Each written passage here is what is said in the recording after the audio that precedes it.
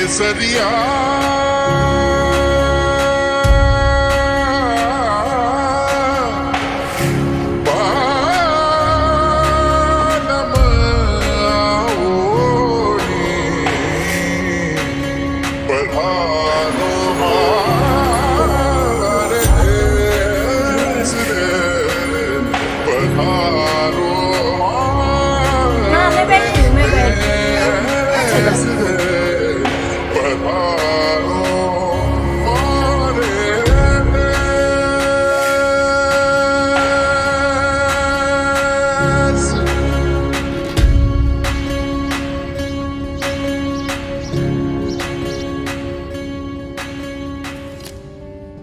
नमस्ते, मेरा नाम राकेश कुमार कौशिक है। मैं डायरेक्टर हूँ राजस्थान महिला कल्याण मंडल में। संस्था की शुरुआत 1975 को हुई। 18 जुलाई 1975 को अजमेर शहर में बाढ़ आई थी। बाढ़ जब आई तो यहाँ ख्वाजा साहब का उर्स भी संचालित हो रहा था। तो ऐसी स्थिति में मानवता का कर्तव्य क्या कहता है, हमको क्या करना चाहिए। सब लोगों ने कहा, खास तौर से महिलाएं आगे आईं। उन्होंने कहा कि हम दोनों समय हर घर से 5-5 रोटियां बनाएंगे, सब्जियां लाएंगे और हमारे पास जो पुराने कपड़े हैं उनकी हम मदद करेंगे। तो ये करीब 50 से ज़्यादा महिलाओं का एक समूह बना, जिन्होंने 1.5 महीने से ज़्यादा उन बाढ़ पीड़ित लोगों की मदद करी। क्योंकि इस पूरे अभियान में महिलाएं आगे थीं, इसलिए संस्था का नाम राजस्थान महिला कल्याण मंडल पड़ा।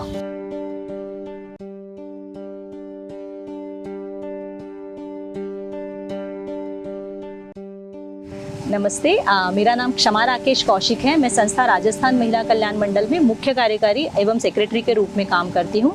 संस्था 4 कोर एरियाज में काम करती है, जिसमें मुख्य रूप से शिक्षा, स्वास्थ्य, livelihood and micro finance and human resource development. जब मैं शिक्षा की बात करती हूँ तो संस्था का मुख्य उद्देश्य जो है वो चिल्ड्रन विद स्पेशल नीड्स, जिसे हम कहते हैं, जो दिव्यांग बच्चे हैं उन तक पहुँचना है। पर बहुत सारे ऐसे बच्चे हैं जो बहुत सारे कारणों से इस शिक्षा से वंचित होते हैं, चाहे वो हमारी मेन स्ट्रीम एजुकेशन है, चाहे वो विशेष शिक्षा है। मुख्य रूप से बहुत बार अभिभावकों की जो अवेयरनेस है उसकी कमी की वजह से जो चिल्ड्रन विद स्पेशल नीड्स हैं वो पहुंच नहीं पाते हैं ऐसी सुविधाओं तक। और इसी के लिए हमारा एक सबसे बड़ा कार्यक्रम संचालित होता है, जिसका नाम है कम्युनिटी बेस्ड रिहैबिलिटेशन प्रोग्राम। ये जो कार्यक्रम है ये WHO के द्वारा बनाया गया कार्यक्रम है। WHO ने इसकी डिटेल में एक मैट्रिक्स बनाई है। तो 5 इसके पिलर्स हैं। 5 जब हम पिलर्स की बात करते हैं तो इसमें एजुकेशन, हेल्थ, लाइवलीहुड, एम्पावरमेंट और सोशल। जब एक बच्चा पैदा होता है और मान लीजिए कि वो हॉस्पिटल में एडमिट है, और सबसे पहला वही एक सिचुएशन रहता है कि भाई हम लोग कैसे घर लेके जाए उस बच्चे को। तो जब तक बच्चा घर आ जाता है, पेरेंट्स हैं वो बहुत ही आराम से, उनको लगता है अब मेरे बच्चे में कोई प्रॉब्लम नहीं है, भले वो निक्यू में भी रहा है। एक्चुअली लगता है कि उसी समय से हमें काम करने की ज़रूरत है। ये सबसे ज़्यादा ज़रूरी इसलिए है कि जब बच्चा छोटे होते हैं तभी उनका विकास का दर बहुत अच्छा रहता है। जब हम ये कहते हैं कि 0 to 2.5 ईयर्स तक में बच्चे का ब्रेन डेवलपमेंट होता है, तो ये सारी चीज़ें पेरेंट्स को पता होना कि भी कब डिसेबिलिटी शुरू हो सकती है या हम डिसेबिलिटी को कैसे आइडेंटिफाई करें, इसके लिए हम लोग काफ़ी अवेयरनेस प्रोग्राम्स करते हैं। हम लोग पुष्कर फेयर में अवेयरनेस कैंप्स करते हैं। हम लोग सोशल मीडिया, इनके थ्रू भी हम लोग काफ़ी अवेयरनेस मटेरियल भी लोगों तक पहुंचाते हैं। पर ये एक ऐसे लोगों तक पहुंच पाता है जिनके पास ये सारी चीज़ें हैं। गांव स्तर पर हमारा जो मुख्य प्रचार प्रसार का माध्यम होता है वो ये होता है कि हम पपेट शोज़ गांव में जाके करते हैं। हम लोग पर्सनली कांटेक्ट करते हैं वहाँ के आंगनवाड़ी वर्कर्स है, जो हमारे हेल्थ वर्कर्स हैं, आशा वर्कर्स हैं, उनसे पूरा डेटा लेते हैं कि भी अगर गाँव में ऐसा कोई इस उम्र में बच्चा है जिसने मुख्य रूप से ये 24 स्टेजेस ऑफ डेवलपमेंट जिसे हम कहते हैं वो पूर्ण नहीं कर पा रहे हैं। जैसे कि 6 महीने का जब बच्चा होता है तब तक उसको बैठना चाहिए, या बच्चा लगभग जब 8-9 महीने का होता है तो वो कुछ एक शब्द अपने मुंह से निकाले। तो इस तरीके के छोटा छोटा एक हमारे पैम्फलेट्स बनाए हैं जो pre natal, natal, post natal development के ऊपर बात करते हैं। तो हम आंगनवाड़ी वर्कर्स को भी ट्रेनिंग देते हैं, आशा को भी ट्रेनिंग देते हैं, ताकि वो जब गाँव में जाए और ऐसे बच्चे उनके सामने आए तो वो हमसे कांटेक्ट करें और अभिभावकों को इसके बारे में बताएं। तो आइडेंटिफिकेशन हम 2 तरीके से करते हैं, जैसे मैंने कहा आंगनवाड़ी वर्कर्स के साथ, और इसके अलावा जो हमारा एक मुख्य कार्यक्रम है वो गवर्नमेंट के हॉस्पिटल्स में हम लोग रन करते हैं, जो है जिसको हम कहते हैं कम्युनिटी मोटिवेटर हेल्थ। हमारा CMH जो है वो छोटे बच्चों के वार्ड्स में जाता है। ऐसे बच्चे जो NICU में एडमिट है, जब हम ये कोई भी एक बच्चे को आइडेंटिफाई करते हैं तो आइडेंटिफाई होने के पश्चात सबसे पहला जो काम होता है वो होता है उस बच्चे का डिटेल असेसमेंट। इसमें हम साइकोलॉजिकल असेसमेंट करते हैं, जिसमें बच्चों का कितना बुद्धिआंक या बौद्धिक विकास हुआ है उसको देखने की कोशिश करते हैं। अगर बच्चा बोल नहीं पा रहा है तो उसका स्पीच का असेसमेंट होता है, चल नहीं पा रहा है, फिर नहीं पा रहा है तो उसका फिजियो का असेसमेंट होता है। मेरा नाम इंदिरा है, मेरे बच्चे का नाम नितेश है और इसकी ये 18 महीने का हो गया है।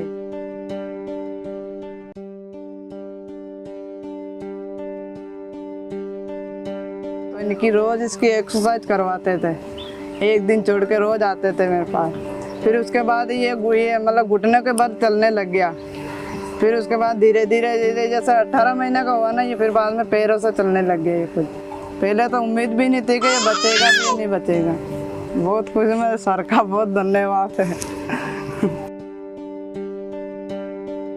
इस तरह से असेसमेंट करके उसकी जो करंट एबिलिटी है, उसमें क्या भी योग्यताएं हैं, वो योग्यताओं को आइडेंटिफाइड किया जाता है और उसको क्या नीड है आगे के लिए, उस नीड को आइडेंटिफाइड किया जाता है। जब हम लोग नीड आइडेंटिफाइड कर लेते हैं तो उन नीड के आधार पर हम लोग उसके लिए नेक्स्ट 6 मंथ के लिए टारगेट सेट करते हैं। तो वो टारगेट होता है, उसको हम लोग IEP बोलते हैं, इंडिविजुअल एजुकेशन प्रोग्राम, क्योंकि हम जानते हैं हर एक बच्चा यूनिक होता है और हर एक बच्चे की एबिलिटी अलग अलग होती है। और जब वो टारगेट हम लोग अचीव कर लेते हैं उसके बाद हर 6 मंथ पे उसका फिर से असेसमेंट होता है। जब हम लोग इसके टारगेट अचीव कर लेते हैं, हमें लगता है कि अब बच्चे में जो प्रॉब्लम थी, जैसे अगर उसमें बिहेवियर प्रॉब्लम थी तो अब वो बिहेवियर प्रॉब्लम उसकी रिड्यूस हो गई है, कम हो गई है। बच्चे में मोबिलिटी अब थोड़ा इंक्रीज हुआ है, बच्चा जो है स्कूल तक जा सकता है। या हमने उसके जैसे जो प्रॉब्लम थी कि बच्चा चल नहीं पा रहा था और हमने उसको असिस्टेड डिवाइसेस दिलवा दिया, व्हील चेयर दिलवा दी या ट्राईसाइकिल दिलवा दी, जिसके सहयोग से वो स्कूल तक जा सकता है। तो वो ऑब्स्टिकल मिनिमाइज होने के बाद हम उस बच्चे को उसकी एज अप्रोप्रिएट, जैसे अगर बच्चा मान लीजिए 6 साल का है तो उसको आंगनवाड़ी पे एनरोल करवाते हैं, या 6 से 14 साल के बीच का बच्चा है तो उसको हम लोग जो नियर बाई स्कूल होता है वहाँ पे जाके उसको एनरोल करवाते हैं।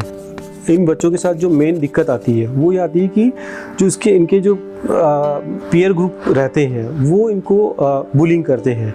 तो ये बुलिंग करने से ये बच्चे जो होते हैं, क्योंकि ये वैसे भी आइसोलेट दुनिया से निकल के एकदम से इंक्लूसिव फॉर्म में आते हैं, तो जैसे ही इन पे बुलिंग होती है ये लोग वापस से कोशिश करते हैं कि यार ये मैं कहाँ आ गया, और वापस से स्कूल से घर जाने की कोशिश करते हैं। तो इस चीज़ को रोकने के लिए हम लोग एक एक्टिविटी करते हैं, इसको चैलेंजिंग चैलेंजेस हम लोग बोलते हैं। एक हाथ से उसको शर्ट पहनना होता है तो उसको महसूस होता है कि जिस व्यक्ति के एक हाथ है, जिस बच्चे के एक हाथ है, वो किस तरह से अपने रोज़मर्रा के काम करता होगा। इसी तरह से एक एक्टिविटी होती है जिसमें आईने में देखकर उसको रास्ता पार करना होता है। तो जब वो पेंसिल से आईने में देखकर रास्ता पार करता है तो उसको ये पता होता है कि जिस बच्चे का कॉन्सेप्ट क्लियर नहीं है, जिसको प्रॉपर दिखाई नहीं देता है, वो किस तरह से अपने काम करता होगा। तो इस तरह की जो एक्टिविटी है, ये चैलेंजिंग चैलेंजेस एक्टिविटी हम लोग हर स्कूल में करते हैं जहाँ पे हम लोगों ने मेन स्ट्रीमिंग करवाए हैं बच्चों को। तो वो बच्चे समझ पाते हैं कि इन बच्चों को किस तरह की दिक्कतें आती है। तो हम लोग इस तरह से उनको सेंसिटाइज करने की कोशिश करते हैं, जिससे वो बच्चे इनको हर एक एक्टिविटी में फिर साथ लेते हैं कि यार। इसी तरह से जैसे टीचर की मैं बात करूं तो टीचर को जो दिक्कतें आती है, टीचर पहली चीज़ तो उनकी चीज़ों को समझ नहीं पाता है, डिसेबल बच्चों की बात को समझ नहीं पाता है, या उसकी जो आवश्यकताएं हैं उसको नहीं समझ पाता है कि उसको क्या नीड है या मैं उसके साथ कैसे काम करूं। इसके लिए संस्था रेगुलरली हर साल गवर्नमेंट टीचर्स के साथ में ट्रेनिंग कंडक्ट करती है। मेरा नाम लक्ष्मी है और ये मेरे हस्बैंड है और हमारी एक गुड़िया है पल्लवी।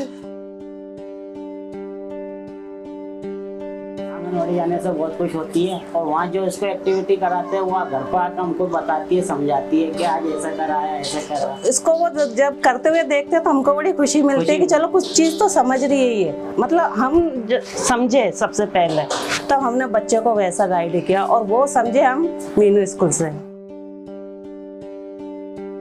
शिक्षा का जो काम है वो मुख्य रूप से 15 साल तक के दिव्यांगजन के लिए संस्था कर रही है। 15 साल से 18 साल तक के जो दिव्यांगजन अपने अलग अलग केंद्रों में शिक्षण प्राप्त कर रहे हैं, उनको संस्था वोकेशनल यूनिट के माध्यम से प्रशिक्षण प्रोवाइड करवा रही है। वोकेशनल में संस्था ने मुख्य रूप से 3 यूनिट स्थापित किए हुए हैं। उसमें स्टेशनरी यूनिट है। स्टेशनरी में हम लोग फाइल फोल्डर बनाना, डायरी बनाना, हैंडमेड पेपर्स के अलग अलग कुछ आइटम बनाना, ये मुख्य रूप से दिव्यांगजन को सिखाते हैं।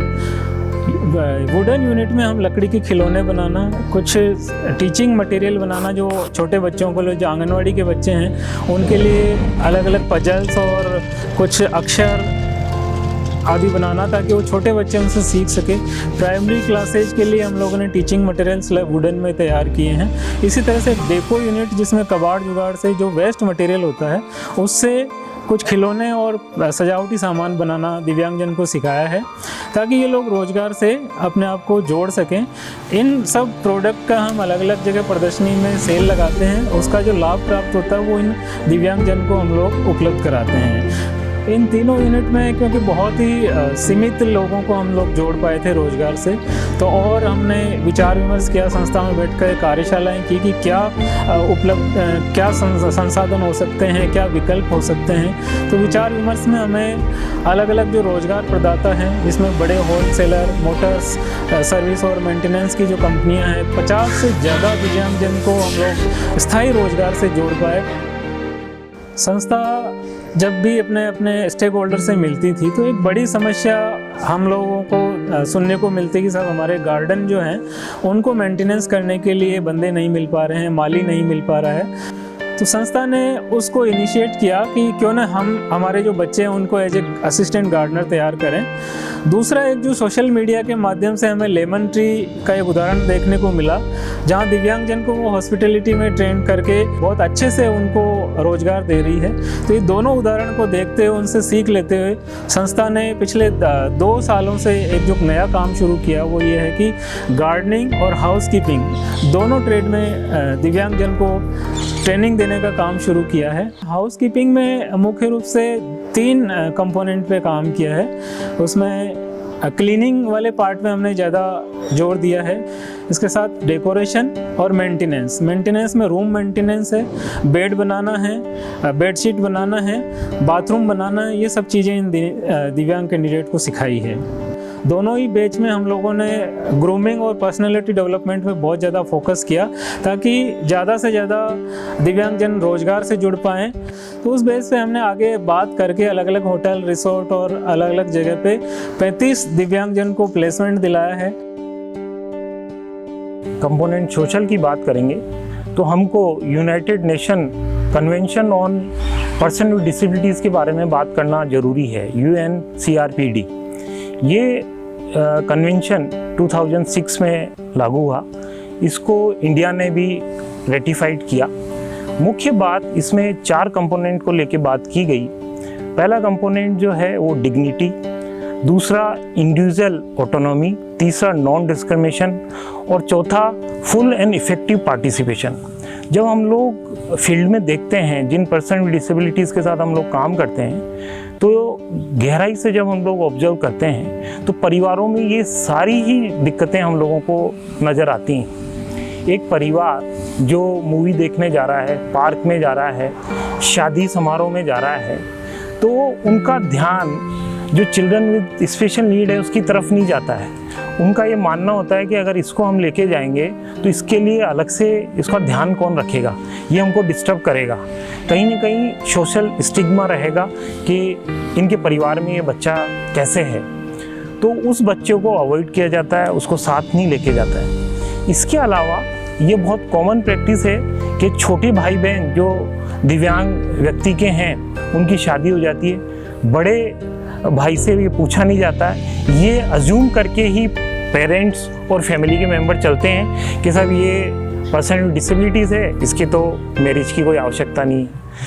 उससे बिहेवियर इस तरीके का पेरेंट्स, आस पड़ोस के लोग, सोसाइटी के लोग इस तरीके से करते हैं कि वो अडल्ट है, फिजिकली वो अडल्ट है, 20 ईयर्स का है, लेकिन जब बात करेंगे तो इस तरीके से करेंगे जैसे किसी बच्चे से बात कर रहे हैं। उसमें पूरी फीलिंग्स है, वो पेरेंट्स के सामने नहीं बताता है। जब हम लोग काउंसलिंग सेशन करते हैं तो वो हमको ये बताता है कि साहब मेरे को अभी भी, मैं बड़ा हूँ लेकिन मेरे को अभी भी बच्चा समझते हैं। मेरा जो छोटा भाई है वो जब ऑफिस जाता है तो उसको टिफ़िन तैयार करके दिया जाता है, उससे उसकी मैरिज हो गई है, लेकिन मेरी मैरिज के बारे में कोई व्यक्ति नहीं पूछता है, कोई व्यक्ति चिंतित नहीं है।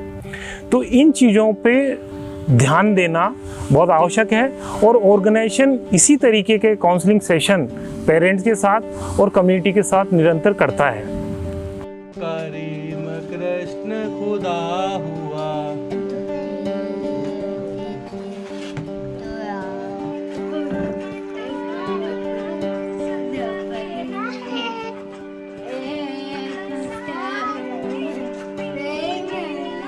शिवरात्रि पे लोग बाग कन्या भोजन के लिए बुलाते हैं ना, उसमें भी जाती है ये। अब वहाँ पे भी जाने लगी। और दिवाली और होली भी इसने इस साल बहुत खेली होली। और दिवाली भी इसने ये सुबह ये समझो कि इसको जिद करके दिवाली पे घर वापस लेकर आए, तो ये बोलते हैं कि मैं पूरा घूमूंगी बोले। ये क्या है कि सर ने जो अपने को जो इम्प्रूवमेंट दिया ना, हम तो सर क्या कि हम मरते दम तक सर का एहसान नहीं भूलेंगे। एम्पावरमेंट में मुख्य रूप से हम जो काम करते हैं कि उसमें देखा जाता है कि बच्चे को जो सेल्फ एडवोकेसी और कम्युनिकेशन वाले पार्ट को हम मजबूत करते हैं, ताकि बच्चा अपने घर में एक स्वाभिमान के साथ रह सके और समुदाय में भी खुल करके अपने जीवन को जी सके।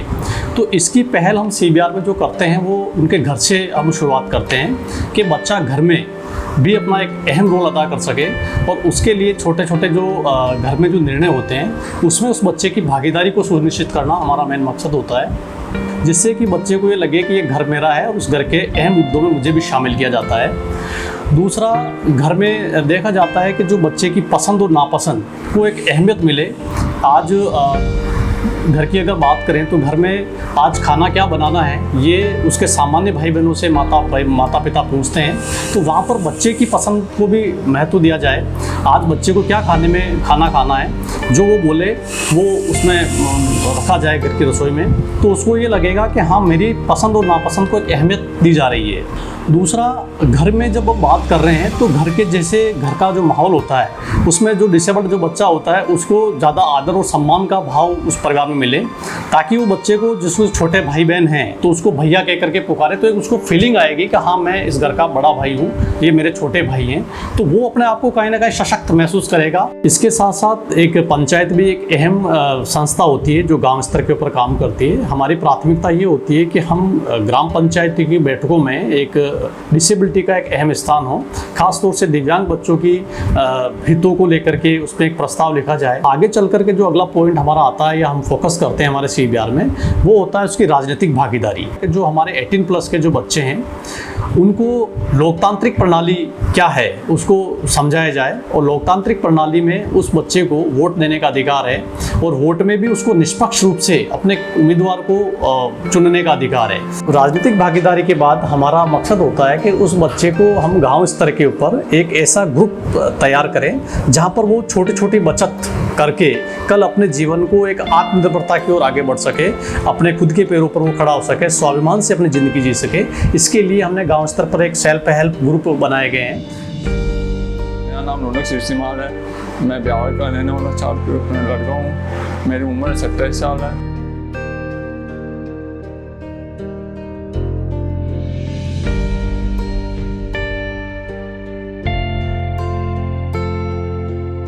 जो विकलांग घर पर सो रहे हैं या घर पर रह रहे हैं, उनके माता पिता को ये कहना है कि उनको भी प्यार दो, तो वो भी आगे बढ़ेंगे। आमतौर पर दिव्यांगजन को हम सहानुभूति और दया के नज़रिए से देखते हैं। सहानुभूति और दया के नज़रिए से देखना ही दिव्यांगजन के कल्याण और विकास में सबसे बड़ी बाधा है।